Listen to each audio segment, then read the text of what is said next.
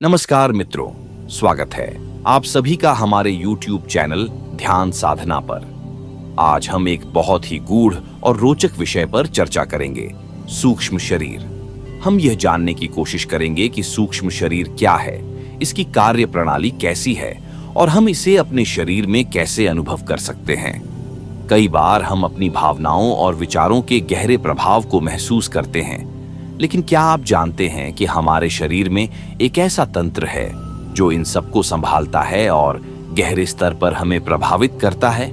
इसे ही सूक्ष्म शरीर कहते हैं। इसके माध्यम से हम अपने अंदर छिपी हुई नकारात्मक भावनाओं को बाहर निकाल सकते हैं और न केवल वर्तमान बल्कि आगे आने वाली बीमारियों को भी रोक सकते हैं। इस वीडियो में हम यह भी जानेंगे कि कैसे हम अपने सूक्ष्म शरीर को विकसित कर सकते हैं और इसके माध्यम से शारीरिक, मानसिक, भावनात्मक और आध्यात्मिक लाभ प्राप्त कर सकते हैं। तो चलिए इस अनोखी यात्रा पर आगे बढ़ते हैं और सूक्ष्म शरीर के रहस्यों को समझते हैं। सबसे पहले तो आपको यह समझना होगा कि वैसे तो हमारे बहुत से शरीर होते हैं, परंतु मुख्य रूप से 3 प्रकार के ही शरीर होते हैं, जिसमें सबसे पहला स्थूल शरीर यानी कि फिजिकल बॉडी, दूसरा सूक्ष्म शरीर यानी कि एस्ट्रल बॉडी, तीसरा कारण शरीर यानी कि कैजुअल बॉडी कहलाता है। हमारा स्थूल शरीर यानी कि जो शरीर वर्तमान में हमें नजर आता है या जो हम आईने में अपने शरीर को देखते हैं, वह शरीर 5 तत्वों से बना हुआ है। लेकिन जो हमारा सूक्ष्म शरीर है वह हमारे प्राणों से बना है, यानी एनर्जी से बना हुआ है। और तीसरा जो कारण शरीर है वह सूक्ष्म तरंगों से बना हुआ है। हमारी फिजिकल बॉडी यानी स्थूल शरीर दृश्यमान है, जो कि हमें दिखाई पड़ती है, लेकिन सूक्ष्म शरीर और कारण शरीर अदृश्य है। यह हमें दिखाई नहीं पड़ते, लेकिन हम इनको अनुभव जरूर कर सकते हैं।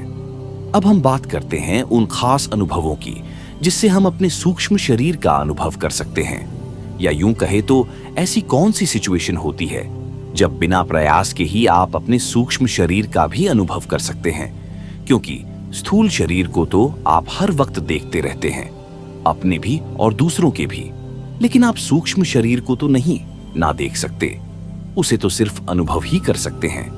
पहली बात तो यह है कि जब भी आप बहुत गहरी नींद में होंगे और जब आपका एनकास पूरा खुला हुआ होगा, उस वक्त अनजाने में ही आप कई बार अपने सूक्ष्म शरीर को अनुभव कर लेते हैं। और कई बार जब आपको स्लीप पैरालिसिस होता है या आपको लगता है कि जैसे कोई चीज आपके ऊपर दबाव डाल रही है, तो वह चीज भी आपके सूक्ष्म शरीर की ही एक घटना होती है।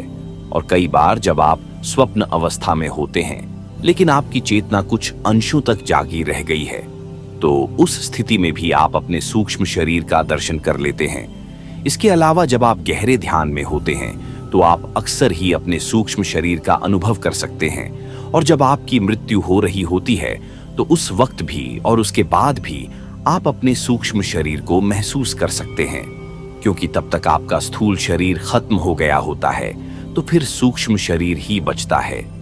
इसीलिए मृत्यु के समय और मृत्यु के बाद भी आप अपने सूक्ष्म शरीर का अनुभव कर सकते हैं। इसके अलावा कई बार आपने देखा होगा कि आप अकेले बैठे हैं और अचानक आपको लगता है कि आपके आसपास कोई है, लेकिन कोई होता नहीं है।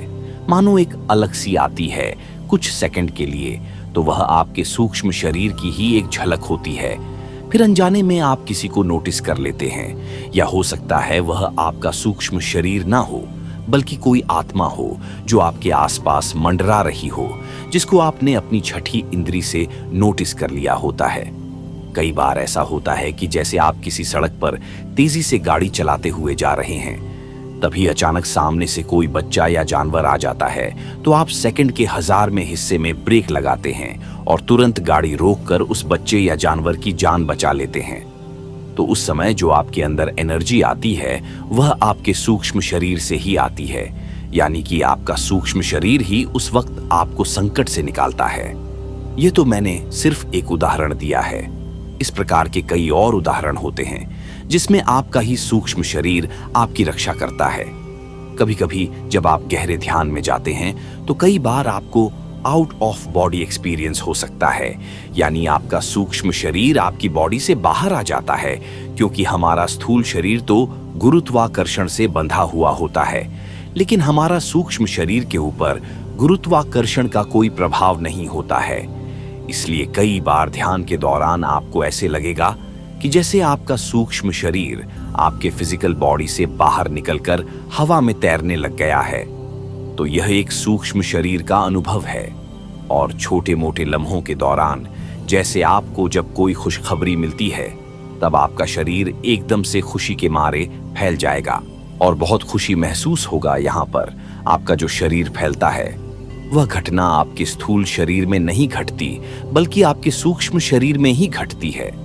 इसके अपोजिट आपको एकदम से कोई डर की खबर आ जाए, कोई खतरे की खबर आ जाए या कोई दुख की खबर आ जाए, तो आप एकदम से सिकुड़ जाते हैं। तो ये सिकुड़न भी आपके सूक्ष्म शरीर में ही होते हैं। अतः इस प्रकार के मिश्रित अनुभव कई बार हमारे जीवन में होते रहते हैं, जिनमें आप अपने सूक्ष्म शरीर का अनुभव कर पाते हैं। अब हम कुछ और पहलुओं की बात करते हैं। हमारा सूक्ष्म शरीर 5 कर्मेंद्रियों, 5 ज्ञानेंद्रियों और 5 प्रकार के प्राणों से तथा मन और बुद्धि से मिलकर बना है।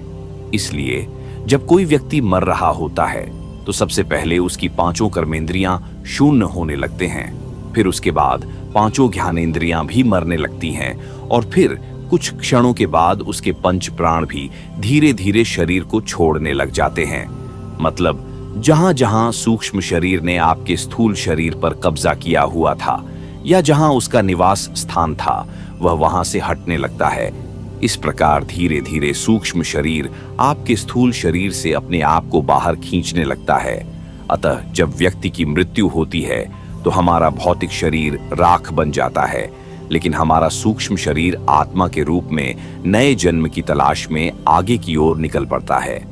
स्थूल शरीर की मृत्यु के पश्चात हमारी इस जन्म की और पिछले जन्म के जितने भी संस्कार, आदतें, विचार, इच्छाएं, कामनाएं, वासनाएं और भावनाएं होते हैं, यह सभी चीज बीज के रूप में हमारे सूक्ष्म शरीर में ही संग्रहित रहते हैं। यानी कि हमारा भौतिक शरीर तो मर जाता है, लेकिन हमारी वासना, इच्छाएं नहीं मरती।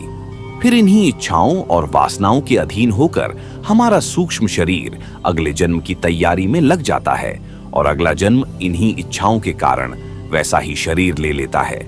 आपने कभी कभी ऐसा महसूस किया होगा कि जब आप छोटे से बड़े हो रहे होते हैं, तो आपके अंदर कुछ ऐसे विचार उठने शुरू हो जाते हैं या ऐसी भावनाएं उठनी शुरू हो जाती हैं जिनका आपके इस वर्तमान समय में कोई जुड़ाव नजर नहीं आता कि यह चीजें आपके अंदर कहां से आई है।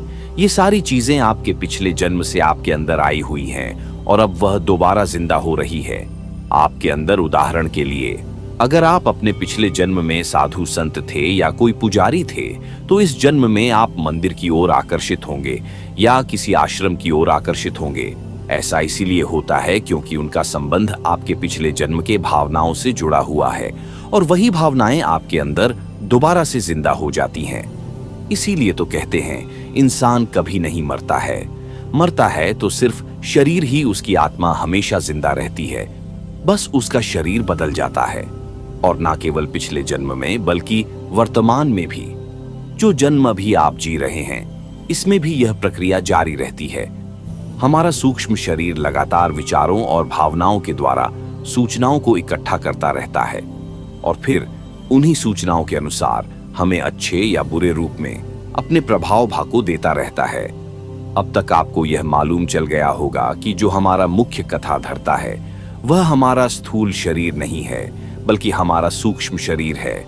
हमारा सूक्ष्म शरीर ही हमें कमांड देता है और स्थूल शरीर उसको फॉलो करता है। इसीलिए हमें अपने भौतिक शरीर को नियंत्रण में करने से कोई लाभ नहीं होने वाला, बल्कि हमें अपने सूक्ष्म शरीर को नियंत्रण में करना होगा।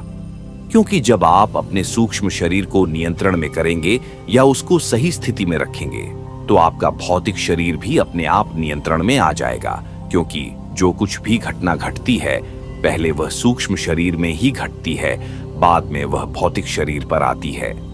उदाहरण के लिए, जिस प्रकार हम किसी पौधे को विकसित करने के लिए उसके पत्तों को पानी नहीं देते, बल्कि उसके जड़ों को पानी देते हैं।